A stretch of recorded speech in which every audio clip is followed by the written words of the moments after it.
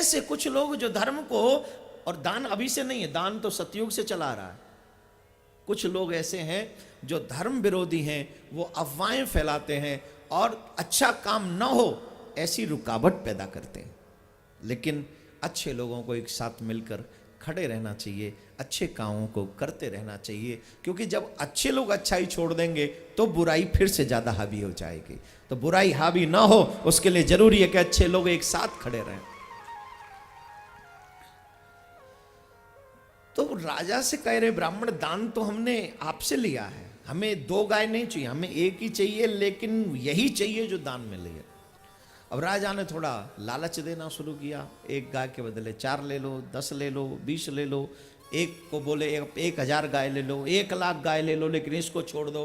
तब ब्राह्मणों को क्रोध आ गया, अरे राजा, तू हमको ब्राह्मण नहीं समझता है, तू तो हमको लालची समझता है, तू हमें लालच दे रहा है पर न्याय नहीं कर रहा है। एक और बात बता दें, जिन ब्राह्मणों को आप दान दें, भाव रखें, उन्हें कभी लालची न समझें, वरना दिया हुआ दान सब नष्ट है,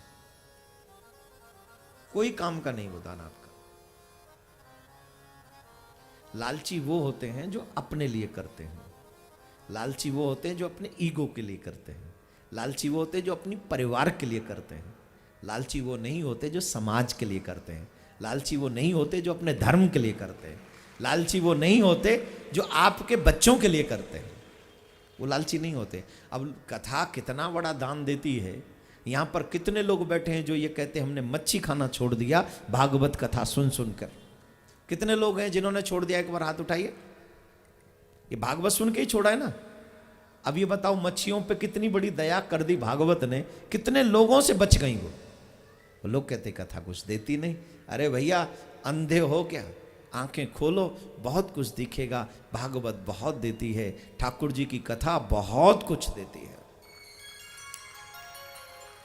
अब राजा लालच को बढ़ा रहे, तो राजा को बार बार ये कहने से ब्राह्मण को क्रोध आ गया कि तुम हमको लालची समझते हो, तो साप दे दिया, जाओ हम तुम्हें साप देते हैं कि तुम गिरगिट हो जाओ, जैसे गिरगिट रंग बदलता है वैसे तुम बदलते हो। तो इतना दान देने वाला राजा वो गिरगिट बन गया। पर क्या उसका दान दिया हुआ नष्ट हो गया? बोले नहीं। चरणों में गिरकर क्षमा याचना मांगने लगा। तब उन्हीं ब्राह्मणों ने कहा कि तुम्हारा उद्धार भी तुम्हारे इस दान की वजह से ही होगा, कि द्वापर युग के अंत में जब कृष्ण अवतार होगा तो तुमको उनका दर्शन होगा। अब हम आपसे कहें कि जितने भी लोग हैं या कोई भी बोले हम पूरा कलकत्ता भगवान को दे दें दान में, और इसके बदले में 1 सेकंड भगवान हमें दर्शन दे दें, वो देंगे? जवाब दीजिए, देंगे? नहीं देंगे। लेकिन सेवा भाव अगर अच्छा है, 2 रुपये भी आप मत दो, लेकिन सेवा भाव और श्रद्धा में मजबूती है तो भगवान आपको बिना पैसे के ही दर्शन देंगे। अभिमान बहुत बुरी चीज है। मैं एक जगह की स्टोरी पढ़ रहा था, दुनिया के सबसे रईस आदमी बिल गेट्स, किसी ने उससे पूछा कि भाई तुमसे बड़ा कोई पैसे वाला है कि तुम ही हो? उसने कहा नहीं, मुझसे बड़ा भी कोई पैसे वाला है। बोले कौन? आपसे बड़ा कौन है इस समय? नाम तो आप ही का है। बोले नहीं, मुझसे भी बड़ा है। बोले कौन है? बोले ये समय है, उस समय की बात है जब मेरा इतना नाम नहीं था, मैं इतना पैसे वाला नहीं था, तो मैं अमेरिका के एक एयरपोर्ट पे उतरा, सुबह का समय था, तो सुबह के समय एयरपोर्ट पे जब उतरा तो एक पेपर बेचने वाला बालक पेपर बेच रहा था, पेपर बेच रहा था। तो उसने कहा साहब पेपर ले लो, अखबार ले लो। तो उसने कहा मेरे पास खुले नहीं है, पैसे वाला इतना नाम नहीं था, पैसा तो था ही। बोले मेरे पास खुला पैसा नहीं है। तो एक पेपर सेंट में आता होगा कुछ ना, वो खुला नहीं है।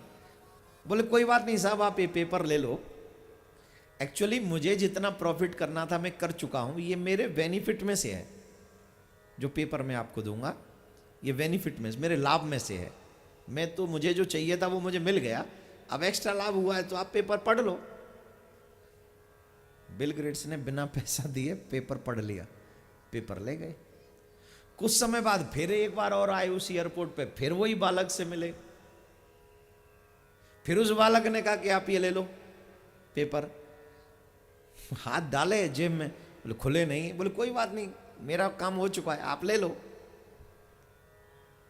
बड़े परेशान, ये पैसा नहीं है ही नहीं, दूं खुले कहां से। तो फिर तीसरी बार जब वो उनका बहुत नाम हो गया, बहुत ज्यादा नाम हो गया, अपार पैसा हो गया, तो वहीं उसी एयरपोर्ट पे उतरे तो फिर वही बच्चा नजर आया। बच्चा मतलब बड़ा हो गया था। फिर उसने कहा कि आप पेपर ले लो। तो उसने कहा आज इसका कर्ज उतारता हूं। बोले बता तुझे कितने की जरूरत है। बोले मतलब। बोले देख मेरे पास अब बहुत है और तूने मुझे 2 बार फ्री पेपर पढ़वाया है, तो तेरा कर्ज भी मेरे पास है। मैं चाहता हूं मैं तेरी हेल्प करूं, तू जितना चाहे मैं तुझे उतना दे दूंगा, तुझे जो चाहिए तू बोल एक बार।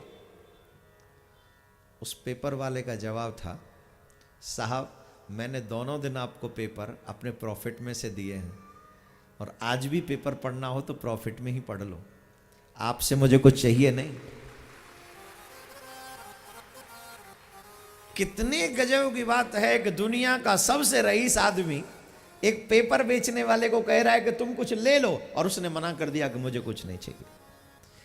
तो उस बिल गेट्स ने ये कहा है, अपनी किताब में लिखा है शायद उसने, कि मेरे से ज्यादा अगर कोई पैसे वाला है तो वो पेपर बेचने वाला है, जिसने मुझे अपना कर्जदार बना दिया पेपर पढ़वा कर, लेकिन मुझसे उसने कोई हेल्प नहीं ली मेरे कहने के बावजूद भी। तो मुझसे ज्यादा वो है।